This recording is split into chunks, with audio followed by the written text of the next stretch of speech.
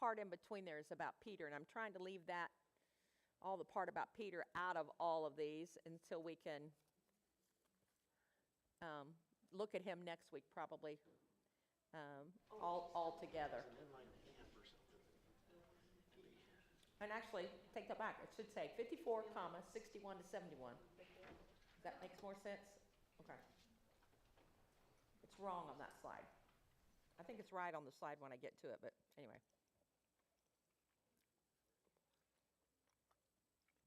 Can you guys hear me, or am I just going to have to yell? I can yell. I can yell.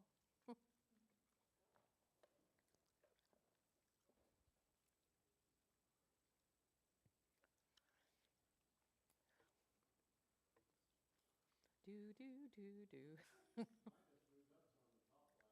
I can do that.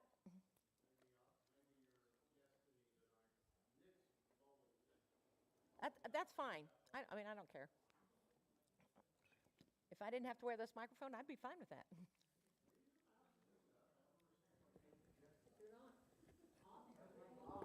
I'm not. If I'm not on there, why use it? Can y'all see that?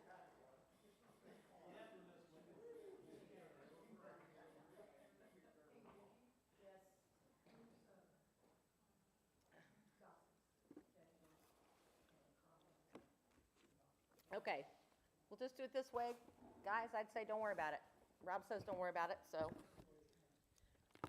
we'll just go from here. Okay, last week we started talking about this Jewish legal system, the Jewish legal system, going all the way back to the book of Deuteronomy. We talked about the fact that a local area that had more than 120 men could have what's called a Sanhedrin, which means a gathering. Smaller areas than that had 3, 5, or 7 elders who acted as their Sanhedrin. But when we say the word Sanhedrin, we're generally talking about the Great Sanhedrin, which was like Israel's Supreme Court. All these other Sanhedrins were like the local courts. The Great Sanhedrin is the one that's in Jerusalem, and their legal system is based on, we looked at last week, Deuteronomy chapter 16. Talks about appointing judges and officers, and that they're not to take bribes, they're not to take show partiality, because it says a bribe blinds the eyes of the wise and twists the words of the righteous. So even if you have the wisest, most righteous judge possible, a bribe is going to make him unwise and unrighteous, basically. So he says, you know, no bribes. It can't be done that way. The legal system can't be done that way. Talks about how the witnesses are to be the first ones to cast the stone against someone who a sentence has been handed down to. Deuteronomy also talks about the fact that if you're a false witness, whatever you're falsely testifying against, whatever punishment you were trying to get on that person is going to be the punishment that you receive. Okay? Now, by the way, if it was like a murder trial and there is enough good evidence to still convict that person would still be executed for murder, but this other false witness would be executed right along with him, okay? So the idea of false testimony was terrifying, basically. You know, you could wind up having the same thing done to you, and then even if you were telling the truth, then you had to cast the first stone when someone was being executed. So a lot of things built into that protected the innocent. Mike? I got a question already. Sure, you're fine. Were the judges a cross-section of the Jewish people? You had... Were there any shepherds that were judged? No. Or were they primarily... It had to be people who... It had to be people who were... yeah, they were considered to be older, wiser, righteous, have a great reputation in the community, which would probably mean good business person, good family person, faithful worshiper at the synagogue every Sabbath day, follower of the Hebrew rules and regulations in their own life. So, yeah, just someone who is supposed to be chosen from their community who has good moral character, good reputation, and chosen by the people, so... Yeah, shepherds were looked down upon as being the scum of the earth, basically. I read one commentary one time, it said, no offense to anybody, but it said the shepherds were the truck drivers of their day. I thought that was kind of harsh on truck drivers, but employed, but not, yeah. Sure they did, yeah. So when we go back and we look at the laws in Deuteronomy, what we see is that the Sanhedrin guarantees to anyone accused of a crime a public trial, okay? It has to take place in the court of judges, and that is at the temple, okay? There's a court of judges at the temple. And I think I forgot to tell you last week that during any court session at the temple, there was a panel of auditors that sat in front of the judges and listened to all the testimony and made certain that the judges were following court protocol to the letter, okay? So all court cases always had auditors, and they were considered to be nonpartisan. They weren't partial, pro or con to the defendant, but they were there simply to make sure that justice was carried out perfectly. So a public trial had to be at the court of the judges, had to be during the day where everyone could come, okay? Open to the public. They also had guaranteed a defendant the right of self-defense. In fact, the defendant's self-defense was such that they were not allowed to testify against themselves. They weren't allowed to say anything negative against themselves. They weren't allowed to say anything that would incriminate them. But they were allowed to testify for themselves, and witnesses were to be called on their behalf. Even if a person was guilty and they confessed, they were not allowed to use that confession as evidence that the person had committed the crime unless there were two other witnesses who could vouch for, and this comes in the last part, multiple witnesses based on evidence. They had to be able to tell the month, the day, the year, the time of day, the location, and the circumstances surrounding the event. Could not be hearsay, couldn't be what they thought happened. They had to be actual eyes on the event, visual witnesses to that. And there was a protocol that they had to go through on how they stated, in this year, in this month, on this date, at this time, in this location. It was very regimented. So they had to have their ducks in a row. Yeah. Were these courts judging just Jewish people, or was there Yes. any power over others? No power over anyone else. This is just this Jewish system of judgment. Yeah. But by the time of Jesus, there were more Jewish people living outside Palestine than there were living in Palestine. So these courts were any area where there was 120 heads of household, you had what was called a council, a Sanhedrin, and you would have 23 members of it, odd number. 23 members would hear all these cases. If your community had less than 120 heads of household, you were called a micro or a mini Sanhedrin, okay? And you used 3, 5, or 7 elders who did the same thing. Now, if you got called before your local small Sanhedrin and you didn't like the outcome, you could appeal to a larger one in a town close by. And if you didn't like that, you could actually appeal to the Supreme Court, which was the Great Sanhedrin in Jerusalem. Yeah. So no, it's only for Jewish people. Yeah. Yes, they've been over backwards to make certain that the innocent party was given every break. We talked last week about how the fact that they're not allowed to call a trial in the afternoon because everything has to be done before dark so that people can come. It can be a public trial. No trials are allowed to happen at night. No trials are allowed to happen on a feast day. Because the second day of the trial, after the person is determined innocent or guilty, if innocent, they're let go. If guilty, then they don't pass sentence on them for another 24 hours. That next 24 hours, all of the judges are supposed to be praying and fasting. Anybody that has more evidence can bring it during that 24 hours. So that it is illegal for a Jew to fast on a feast day, because the feast days were ordained by God for feasting. So they can't fast, they can't have this kind of a trial on a feast day. They can't have a trial on the day before a feast day, because that next day would be the feast day when they were supposed to be fasting, okay? So And then the actual execution doesn't take place until day 3. And they have ample opportunity on that 3rd day to get any more evidence in, any more information in that can possibly help that person.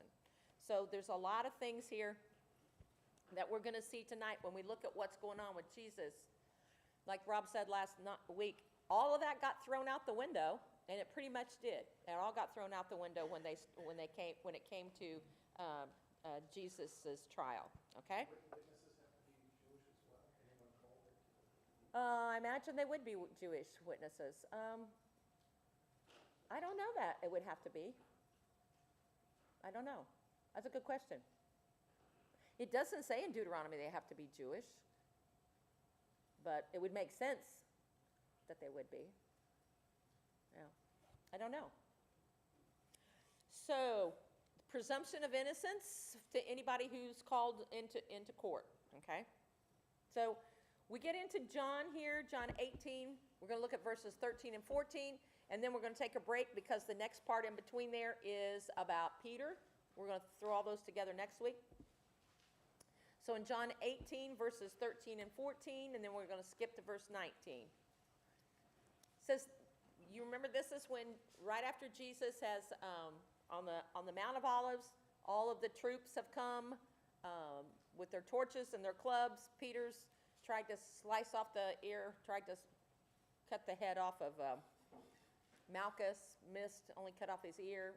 Jesus has reprimanded him, healed the ear, and so Jesus makes certain that they don't arrest the disciples. He makes them admit that he's the only one they're after. He makes them admit that twice, and the others are allowed to flee. So in John 18, verse 13, this is what happens next, okay? Then the detachment of troops and the captain and the officers of the Jews arrested Jesus and bound him. We talked about the fact that there was a detachment of troops from Fort Antonia, probably between 400 and 600 men, all right? And then also there were the temple guard, which is the army of the high priest. That's what it means, the captain and the officers of the Jews. So probably close to 1,000 people when you get spectators and hangers-on and everybody else that come with clubs, torches, swords, ready to arrest one Galilean who's never done anything violent in his history, okay? And he's unarmed. So what happens next? The detachment of troops, the captain and the officers of the Jews arrested Jesus and bound him, okay? Like they're concerned that he's going to flee or run or put up a fight. The interesting thing about that is that John always makes a case for the symbolism between the Old Testament sacrifices and Christ as the ultimate Lamb of God. In the Old Testament, once the lambs have their throats cut and they've bled, then they put them on the altar. And guess what they have to do? Because they're already dead, they have to bind them to the altar. And the word that John uses here for bound is the same word that you would use for binding your sacrifice to the altar. Yeah, interesting. Yeah. And so they bound him. They led him away to Annas first, for he was the father-in-law of Caiaphas, who was high priest that year. Annas, 20 years prior to this, was the high priest. He got a little bit too powerful for Rome's comfort level, and they took him off as high priest. Traditionally, the high priest had to be from the line of Aaron, and you were a high priest for life. By the time Jesus arrives here in Jerusalem at this time in history, the high priest position is bought and sold and is a political thing. After Annas is removed from office by the Romans, 5 of his sons and then his son-in-law Caiaphas all serve as high priest. Okay? This shows the influence that Annas has in the fact that they took him to Annas first. He is the godfather. He is a racketeer. He is the one who runs all of the bazaar, all of the money changers and all of the lamb selling that goes on at the temple, and he is extremely wealthy, extremely wealthy. And he's very powerful. The fact that 20 years later, they still take Jesus to him first because he is the godfather, right? Annas lives in a very palatial type house, probably either square or octagonal in shape, all right? The back doors face the roads. The front doors face an inner courtyard. He most likely has a home for each of those sons of his and their families, and Caiaphas as well. They all share one big courtyard, okay? So when Jesus is led to Annas, he's led to Annas first, that frees up Caiaphas to call the rest of the Sanhedrin together. He's the high priest, he has the right to do that, but he's got to get the rest of these guys out of bed all over the city of Jerusalem and get them gathered together to have this false trial for Jesus, okay? We're going to see that he goes from Annas, he goes to Caiaphas, all right? And then we're going to then we're going to see that Jesus goes from Caiaphas early the next morning back to the entire Sanhedrin. So part one of Jesus' trial takes place in 3 phases. All 3 of these phases are before the Jews. Annas first, then to Caiaphas, then before the Sanhedrin.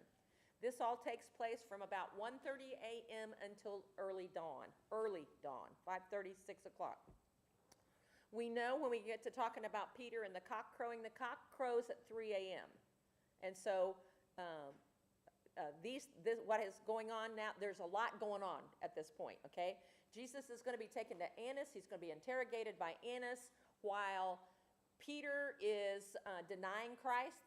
This is going on. And while Caiaphas is gathering the Sanhedrin and getting them all together, okay? It's really a busy night in Jerusalem. On top of the fact that this is Passover weekend, okay? So it says they led him away to Annas first, all right, because he was high priest, and we said that year. That tells you, John makes a point of this twice. We're going to see that in a minute, to say that he was high priest that year. John's making the point that Caiaphas is not a legitimate high priest in the eyes of God, okay? He is a political high priest. Then John makes a statement in here in his gospel, because John writes his 30 years after the other guys, so he's filling in some of the blanks that people didn't know. And he wants to make a point here, and he says, now it was Caiaphas who advised the Jews that it was expedient that one man should die for the people, okay?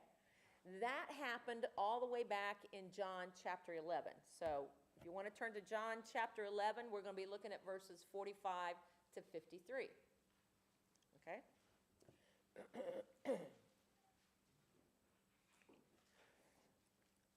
In John chapter 11, in verse 44, what has happened, Jesus has just prayed to his Father about the opportunity that he's got before him to raise Lazarus from the dead. And that's what's going to happen here in chapter 11.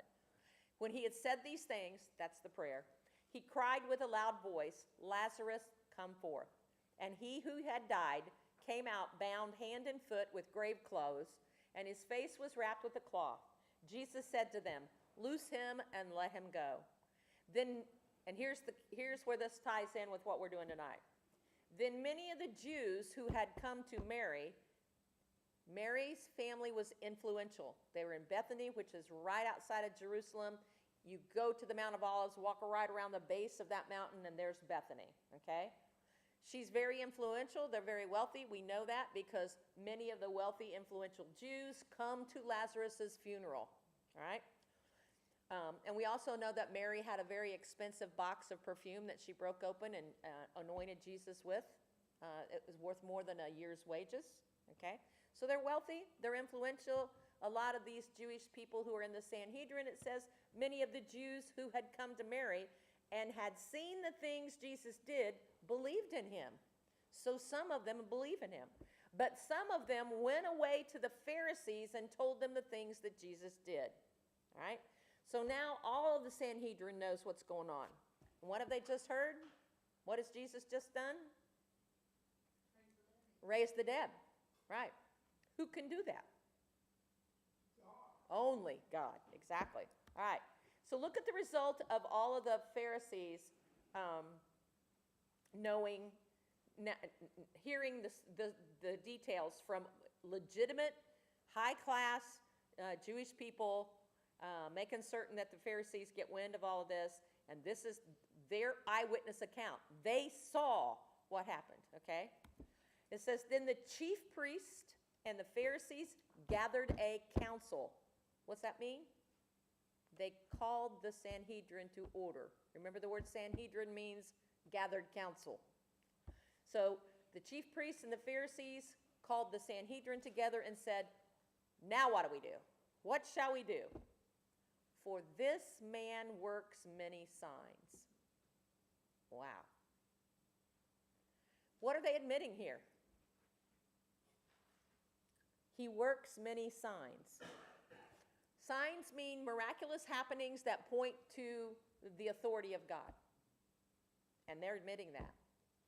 This man works many signs. If we let him alone like this, everyone will believe in him. Isn't that the idea? Yeah. If you were a righteous, God-fearing priest, isn't that what you would want? But they don't. They don't want that. Everyone will believe in him, and the Romans will come and take away both our place and our nation. They'll take away our authority. They'll take away our positions. There will be no need for the temple.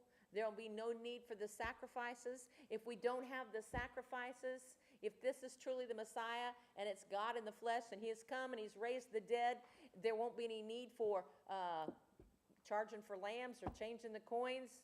This is really going to pinch our financial dealings here. Yeah. The Romans will come and take away a place in a nation. You can hear the Sanhedrin all arguing about what they should do, right? They're all arguing. And it says one of them, Caiaphas, being high priest that year, John points it out again, okay? He is not a legitimate high priest, said to them, you know nothing at all, nor do you consider that it is expedient for us that one man should die for the people, and not that the whole nation should perish. So what's their answer? What's his answer? We got a problem with this Jesus guy. What's the solution? Get rid of him. You all aren't thinking clearly. You can't shut him up. If he can raise people from the dead, you're not going to be able to shut him up. So we need to get rid of him. If you think about that logic, they've admitted he's doing many signs. They know he raised a man from the dead. They went to the man's funeral. They know the man got raised from the dead. And yet they think that they can stop this.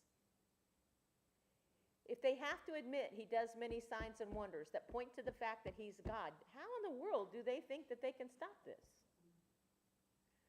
That ought to tell you a whole lot about their spiritual perception. They don't have any. They don't have any.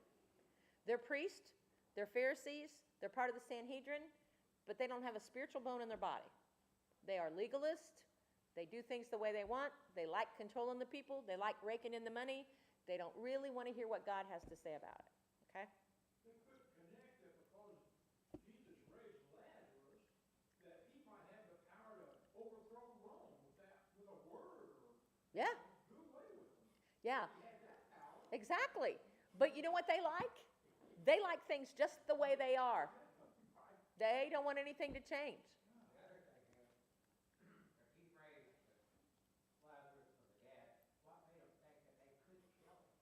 Good question. If he did raise Lazarus from the dead, what does make them think that they can kill him? But the spiritual head of the Sanhedrin, the high priest, says, let's kill him.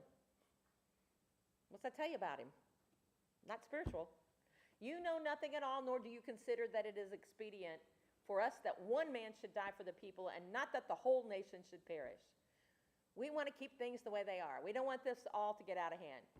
But we'll look what John's commentary is, through the Holy Spirit. Now this he did not say on his own authority, but being high priest that year, see, third time he said that year, he prophesied that Jesus would die for the nation, and not for that nation only, but also that he would gather together in one the children of God who were scattered abroad.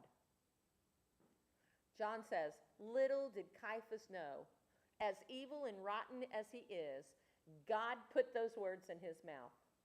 And Caiaphas actually prophesied the truth even though he's not a man normally given to the truth. Okay? Now, it's the next line that's the real kicker. Then, from that day on, they plotted to put him to death. Why are they plotting to put him to death? Because he can raise the dead. Because they know he's more powerful. They know that if he can raise the dead, the people are all going to believe in him. The people are going to follow this Jesus, and they're not going to listen to what the scribes and the Pharisees and the Sanhedrin has been handing them down all this time.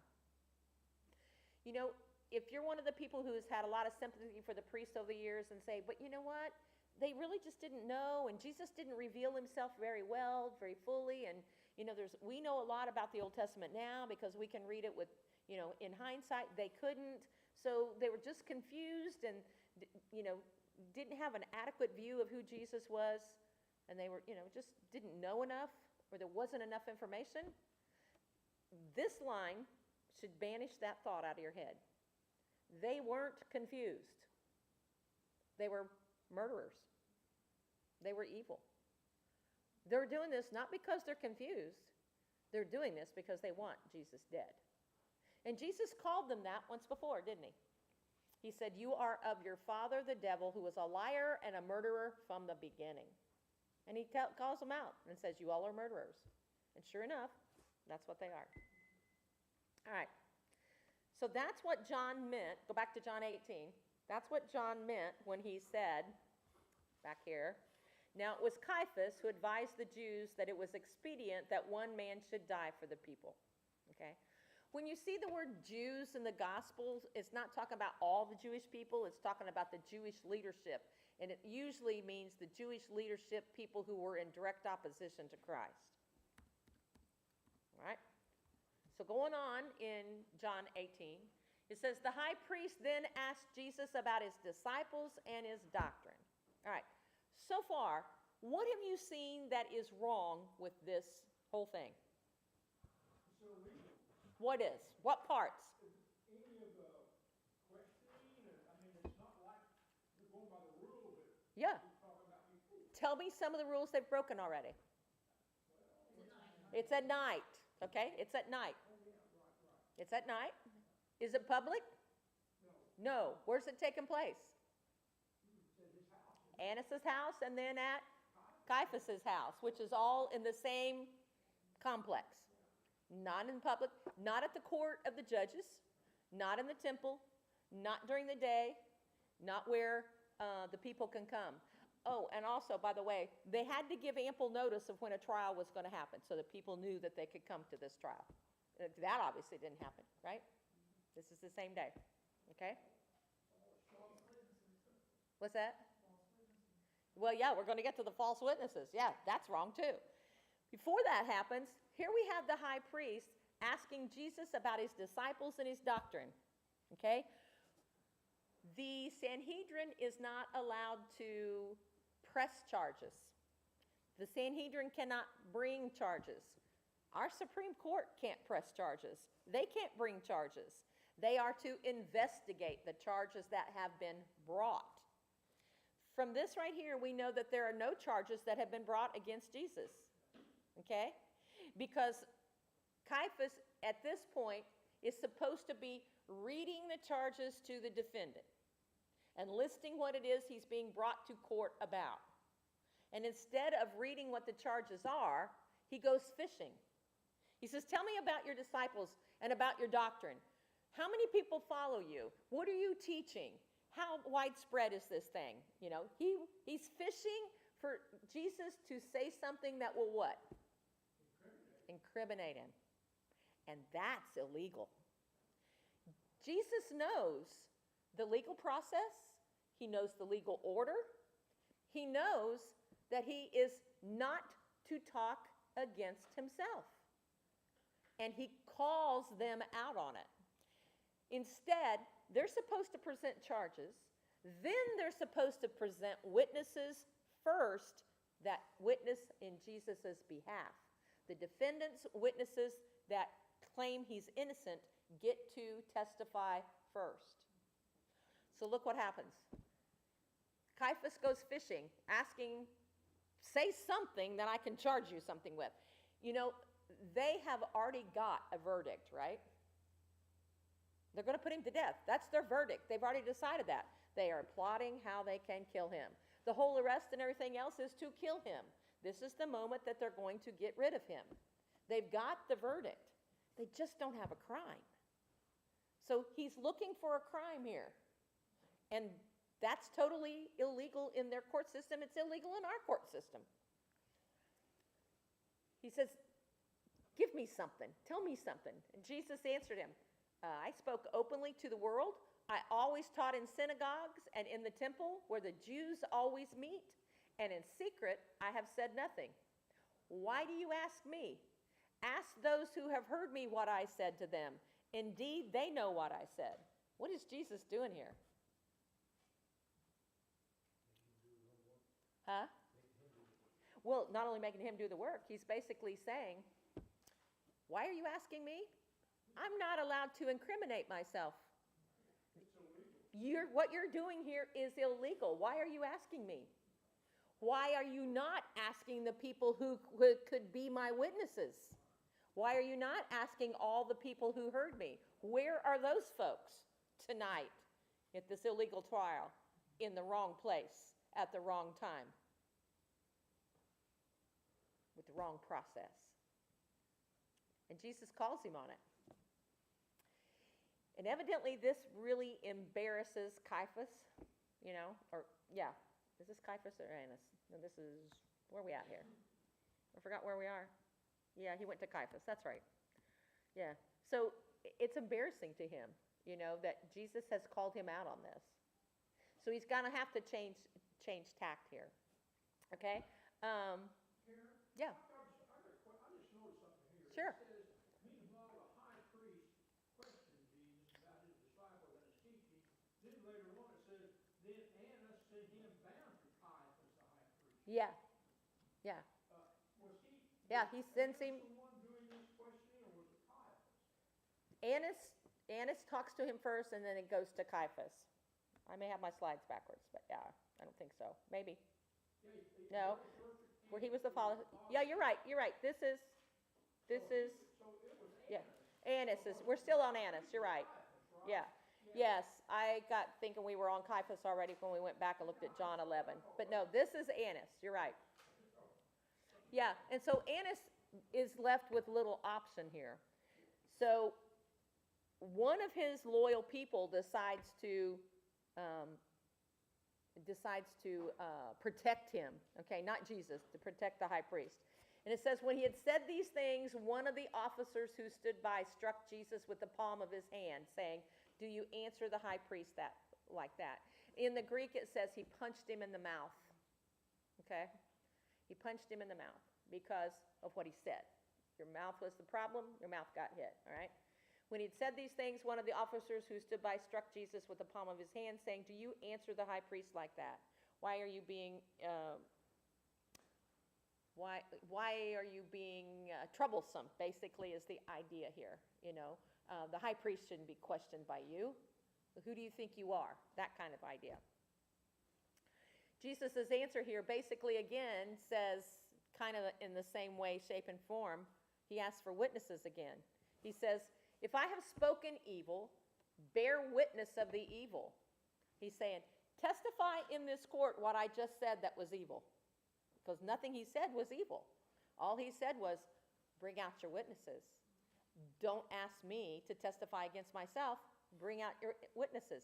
That's not evil. That's scriptural. It's all legal. And he answers this guy who punched him in the mouth and says, if I've spoken evil, bear witness of the evil.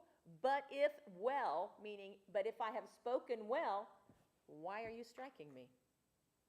Very calm, very dignified. It's interesting, later on in the New Testament, we see Paul when he gets arrested, and he's brought before this very same Sanhedrin. And when the high priest says he's going to tell someone to strike Paul, Paul says, may God smite you, you whitewashed tomb, and then somebody says, why are you talking to the high priest that way? And he says, pardon me, I didn't know he was the high priest. But Paul's reaction is a 180 different from what Jesus' reaction here was. Jesus' reaction is, tell me what I did wrong. If I did something wrong, then bear witness to it, we'll deal with it. But if I didn't do anything wrong, why are you hitting me? The whole idea is, if I didn't do anything wrong, why am I up on charges? And they can't come up with anything he's done wrong. That's the problem. They have a verdict, they need a crime, and they can't come up with one. Mike, here you are. And Annas sent him bound to Caiaphas the high priest, still bound like a lamb. So it was Annas that was asking. Yes, yes, That's the way I read it. it is. Annas that was asking this. It is. Yeah. So let's go on to Matthew, chapter 26. And I grayed out this one line in here because that's about Peter, okay? 26, 57 to 68. Now, Matthew starts his story. He says, and those who laid hold of Jesus, now that we're back in the Garden of Gethsemane here, okay, on the mountainside. Those who had laid hold of Jesus to arrest him, led him away to Caiaphas the high priest. He starts his story with Caiaphas. Doesn't mean that John's story is wrong. John's story is not wrong because he goes on and talks about Caiaphas too. It's just that Matthew started his at a different spot. We'll see Luke kind of does the same thing. It says, those who had laid hold of Jesus led him away to Caiaphas the high priest, where the scribes and the elders were assembled. How did they get there in the middle of the night? They're assembled. It's like a court is in session there at Caiaphas' house. Caiaphas probably sent him, brought him there. Yeah. So while Annas is investigating and interrogating Jesus and gets nowhere with him, and basically Jesus calls him out on his illegal process, sends him on to Caiaphas, and lo and behold, when they get Jesus to Caiaphas at 2 o'clock in the morning, okay, there's a whole assembly of the Sanhedrin there already. All right? So it says, and Matthew's pretty clear here. He says, now the chief priests, the elders, and all the council sought false testimony against Jesus to put him to death. It gives us the verdict already. Here's our goal. We're going to put him to death. Now we need to get some testimony. And we don't care if it's true or not. Well, we can't find any true testimony, so let's look for some lies. And that's what it says. They're seeking false testimony against Jesus to put him to death, but found none. So what are the chief priests, the elders, and all of the members of the Sanhedrin guilty of?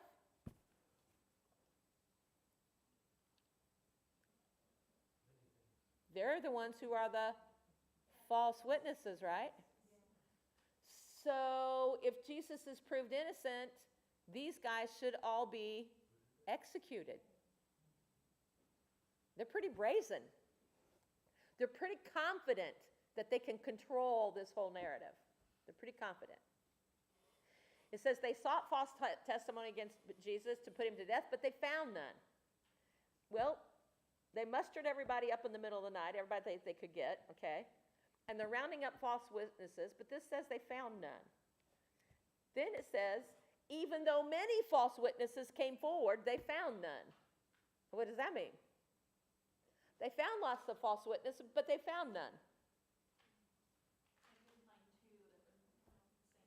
Yeah, you have to have 2 to 3 or more false witnesses to get a conviction, right?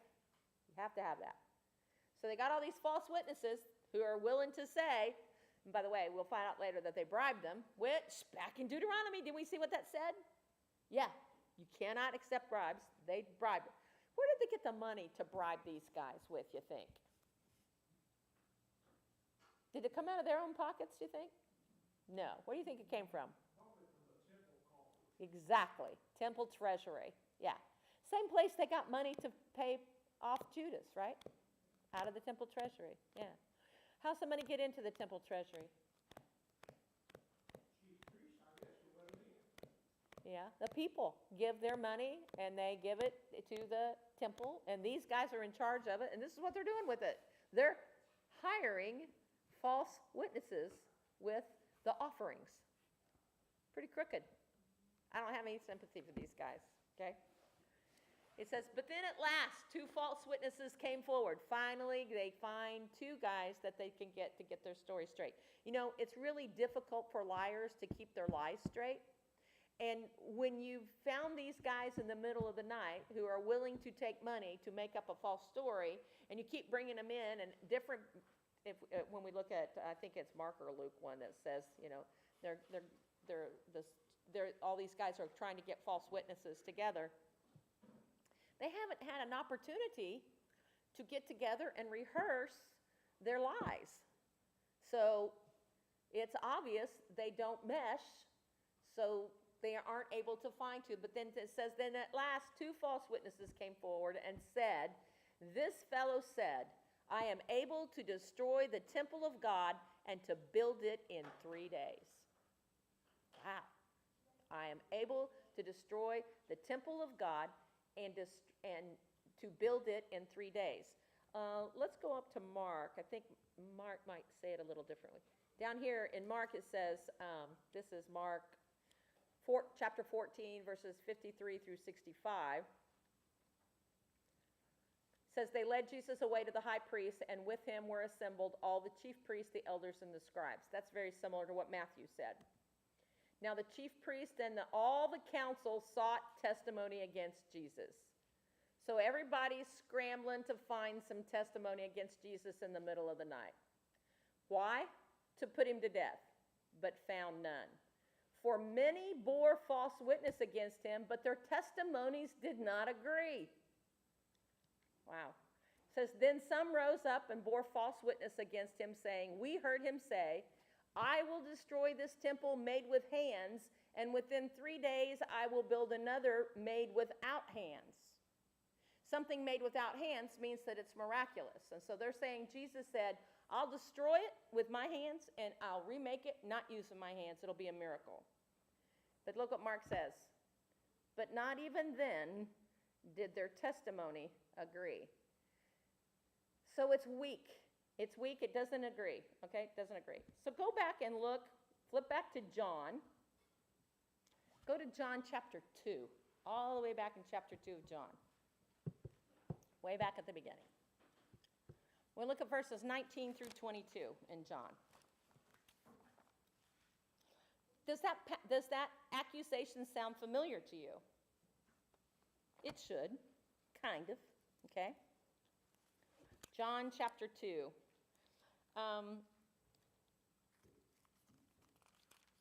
This is at the beginning of Jesus' ministry in John chapter 2, starting in verse 13. The Passover of the Jews was at hand, and Jesus went up to Jerusalem. And he found in the temple those who sold oxen and sheep and doves and the money changers doing business. When he had made a whip of cords, he drove them all out of the temple with the sheep and the oxen, and poured out the changers' money and overturned the tables. And he said to those who sold doves, take these things away. Do not make my Father's house a house of merchandise. Then his disciples remembered that it was written, zeal for your house has eaten me up, meaning that they remembered that after the resurrection. But look at verse 18. So the Jews answered and said to him, what sign do you show to us since you do these things? Who do you think you are? What authority do you have? And it better be miraculous, okay? To come in here and upset our whole money-making scheme. Who do you think you are? We're the priest. We're in charge. You're just a Galilean from Nazareth, of all places, which is the armpit of the earth. What right do you have? Jesus answered to them and said, destroy this temple, and in 3 days I will raise it up. Then the Jews said, it's taken 46 years to build this temple, and you'll raise it up in 3 days? John says, but he was speaking of the temple of his body. Therefore, when he had risen from the dead, his disciples remembered that he had said this to them, and they believed the scripture and the word which Jesus had said. Okay, you've got your Bible open to chapter 2, verse 19. Compare what Jesus says there to what these guys said up here. Tell me what's wrong. What's that? Yeah. Uh-huh. He said, you destroy it. He goes, you destroy the temple, and I'll raise it up. But they're saying, he said he would destroy the temple. Jesus never, ever said he was going to destroy the temple. The closest he ever came was when he was telling the disciples when they were saying, "Isn't this place amazing? Look how amazing this temple is." And Jesus said, "Not one stone will be left on top of another. It's all going to be destroyed." And that's the closest he ever came to saying anything about destroying the temple. And he absolutely never said he was going to rebuild that temple. He said, "You destroy this temple and I'll raise it up," talking about himself. And he never said he was going to destroy it. So a lot like how Satan twists scripture verses when he's tempting Jesus, how Satan twists scripture when he's talking to Adam and Eve in the garden, these false witnesses twist scripture in the same way. And they accused Jesus of saying something he didn't say. Interesting to see Jesus' reaction. I think we're still on Mark on this slide. Nope, but Matthew. Okay. Matthew 26, somewhere between 57 and 68. And the high priest arose and said to him, "Do you answer nothing?" So what's that tell you what's happened? These guys said, Jesus said he would destroy the temple and then he would redo it without hands. And then the priest gets so upset, high priest gets so upset, Caiaphas gets up out of his chair and he says, "Do you answer nothing? What is it these men testify against you?" So what happened in between there? Yeah, nothing. Jesus said nothing. He didn't answer anything. What is Caiaphas asking him to do? Incriminate yourself. Number one, that's wrong. Number two, Jesus knows there's not an ounce of truth in any of these statements that doesn't deserve an answer. There's no point in talking about it because it's a lie. And he's not going to justify it with a response. And so Caiaphas gets furious, stands up and screams at Jesus, "What is it these men testify against you?" But Jesus kept silent, even when Caiaphas comes at him. The high priest answered and said to him, "I put you under oath by the living God." The word there is, "I adjure you." In other words, in my authority, I am calling an oath down on you by the living God. Tell us if you are the Christ, the Son of God. Basically, he's saying, I'm putting you under oath. This is the highest oath you can take if you take it against God. And you have to answer me and tell me whether or not you are the Christ, the Son of God. Look what it says in Mark. The high priest stood up in the midst and asked Jesus, saying, "Do you answer nothing? What is it these men testify against you?" But he kept silent and answered nothing. Again the high priest asked him, saying to him, "Are you the Christ, the Son of the Blessed?"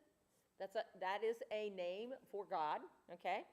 And in here, Jesus says, "I am. And you will see the Son of Man sitting at the right hand of the power and coming with the clouds of heaven." Look at Matthew. Jesus said to him, "It is as you said. Nevertheless, I say to you, hereafter you will see the Son of Man sitting at the right hand of the power and coming on the clouds of heaven." Mark clarifies it and says he said, "I am." John uses the same terminology. We are in Mark, right? Yeah, okay. John uses the same terminology because John quotes 23 different times in his book that Jesus calls himself the I am. And that is the Old Testament name for God, that he answered Moses and said, "Tell him I am." And he says, "I am." They know exactly what he's saying, okay? They understand it. A lot of times people say, well, Jesus never claimed to be God. He claimed to be God numerous times throughout the Gospels, numerous times. But if you don't understand what the I am means, you might miss some of those, okay? Jesus doesn't just say, "I am," meaning I am God. You ask me if I'm the Christ, the Son of the Most Blessed One, the Son of God, and he answers, "I am God, I am." But he doesn't leave it there, okay? He basically says, "And you have not seen the last of me. You will see me again. You will see me again when the Son of Man," that's his title for himself, seated at the right hand of the power. The power is another name for God. You remember these Jews can't, they believe God's name is so holy they don't call him by name, okay? They use things like the blessed, the Son of Man, all right? The power. You will see him seated at the right hand of the power and coming with the clouds of heaven. Now, if you don't know the Old Testament, that might not mean a lot. But in the prophecies in the Old Testament, it talks about when the Messiah is going to come in judgment, when God is going to come, and as Daniel calls it, the great and awful day of the Lord, on the judgment day, he will be coming on the clouds with glory, with the power to judge the earth, and he'll bring his angels with him. And that's exactly what Jesus is saying here. You've not seen the last of me. I will see you again, and when I do, it will be to judge you. It will be in judgment, which is kind of bad for them. All right? Could I ask a quick question? Sure. When Jesus refers to himself in the I am, Mm-hmm. how does that factor into the Trinity? I mean, where does the concept of the Trinity, is that something that happens later, or? No. No, the Trinity is all through the Gospels. You know, it's present at his baptism. You see Jesus being baptized, God the Father saying, "This is my Son in whom I'm well pleased," and the Holy Spirit coming down like a dove. You hear it all through it in chapters 13 through 17 of John, where he's telling the disciples that he and the Father are one, and I am to be in you, you are to be in me, I am in the Father, I will send you the Comforter will be in you, and it goes on and on. So no, the Trinity is not a foreign concept. It is, Jesus expounds on that all the way through. And when he says I am, what he's saying is, I have the essence of God. I am God. And we believe the Trinity is one God with three personalities, three persons, but the same essence. And every time he says I am, he's claiming that essence. He's claiming to be deity.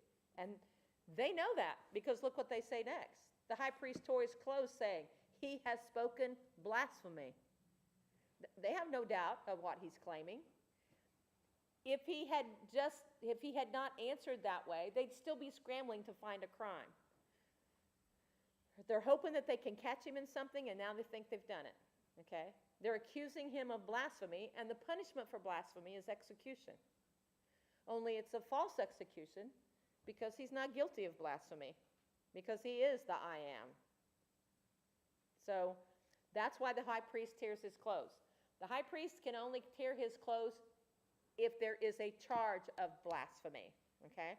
Tearing clothes was a sign of grief and mourning and all of that, but in a court of law, when the high priest tore his clothes, it could only be if the charge was blasphemy.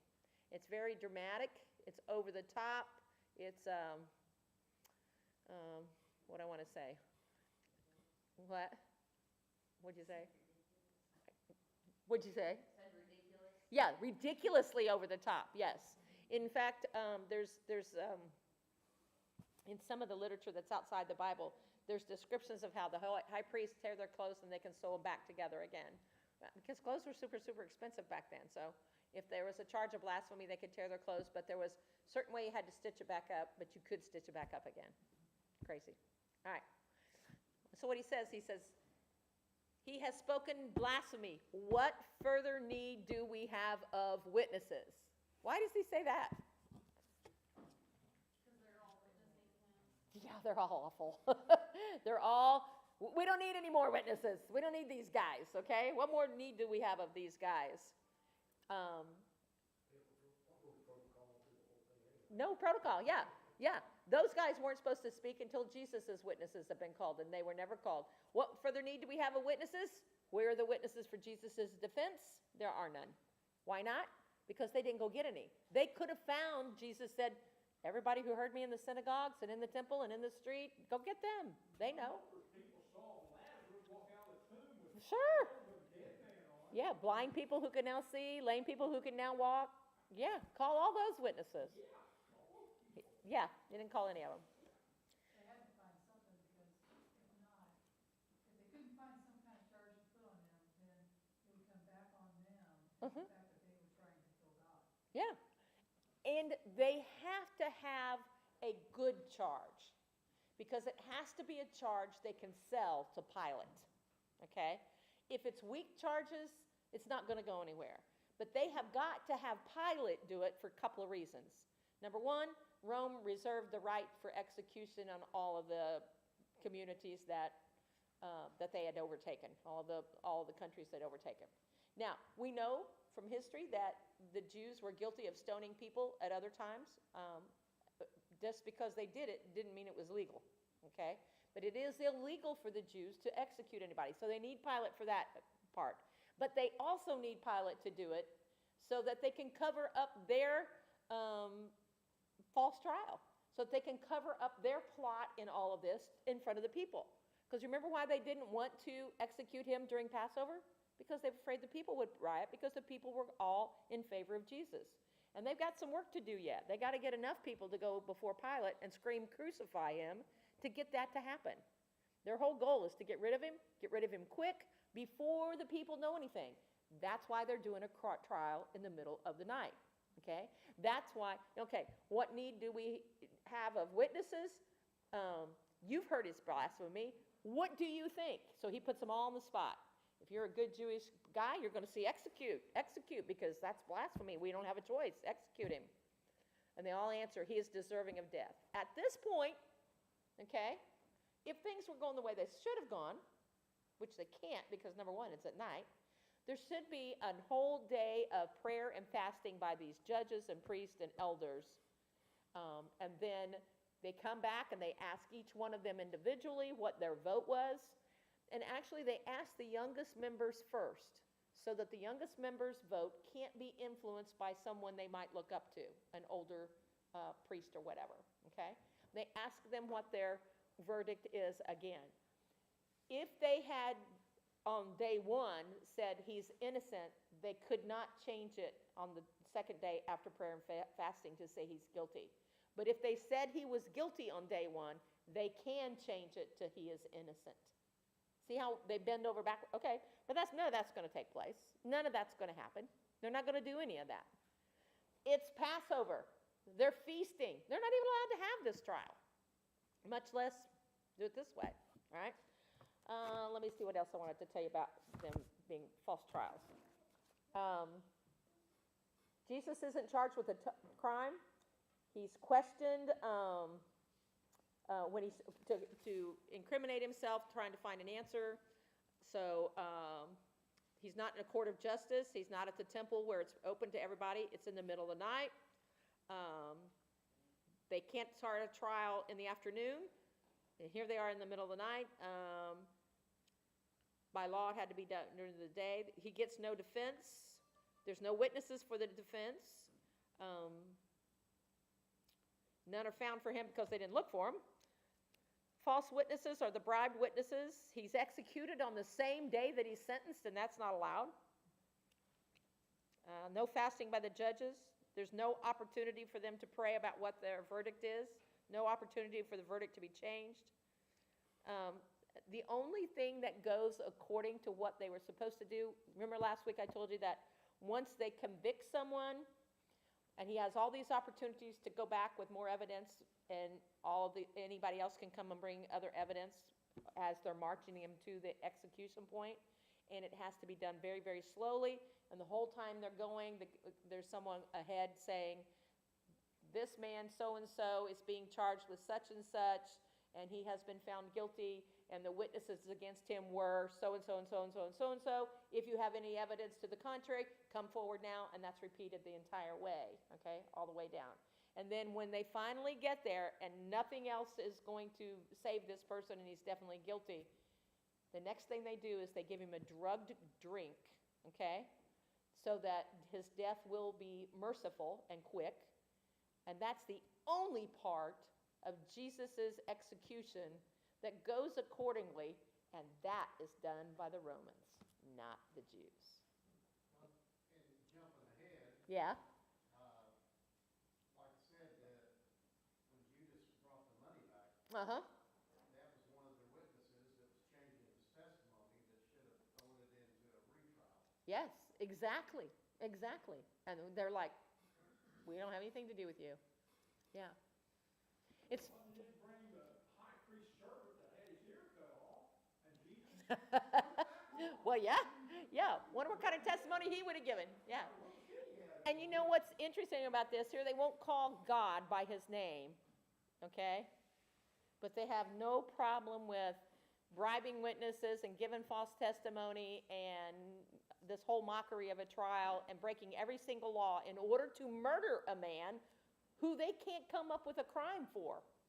They can't come up with anything.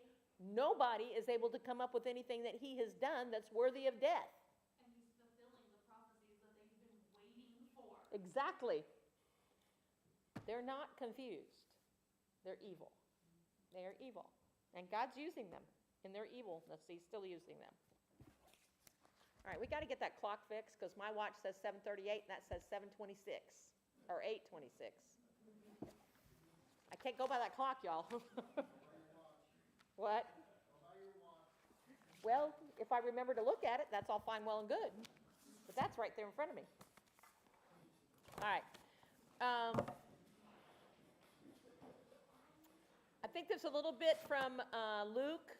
Luke doesn't have a whole lot on this part, but just a couple of lines. I'll finish up this part of the Jewish part of the trial. Then we're going to look at Peter's denial, which is going on during this phase, okay? And then we'll go to the Roman trials, all right? And there's 3 phases to that.